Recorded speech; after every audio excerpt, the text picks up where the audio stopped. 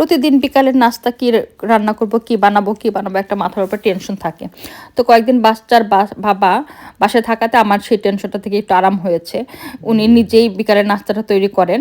তো আজকে যেমন তৈরি করেছেন একটা বার্গারের মতো। আমি নাম বলতে পারব না ঠিক। এটা কি বার্গার বলেছেন নাম বলা যাবে না। নাম পারি না আসলে। তবুও উনি এটা শাক এক প্রকার শাক এটাকে বলা হয় চিকুরিয়া শাক আর ছোট, ছোট টমেটো দিয়ে মানে টুনা ফিশ দিয়ে আর ওটা অলিভ অয়েল মিশিয়ে তারপরে এই বার্গারের মতো করেছিলেন। খুব মজা হয়েছিল খেতে। আমি একটু সেখানে মেয়োনিজ আর টমেটো সস মিশিয়ে নিয়েছি। ভীষণ মজা লেগেছে খেতে।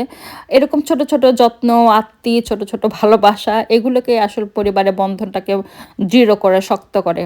আমরা প্রতিটা মুহূর্তে যেন প্রতিটা পরিবারের জন্য এরকম সুখ শান্তি ছোট, ছোট ভালোবাসা আঁকড়ে থাকতে পারি সেটাই সবার কাছে কাম্য থাকে। সাথে অবশ্যই বাদাম এবং চিপস ছিল। একেবারে ঘরোয়া পরিবেশ একবার নিজেদের মতো করে যেমন ইচ্ছে তেমন করে খাওয়া।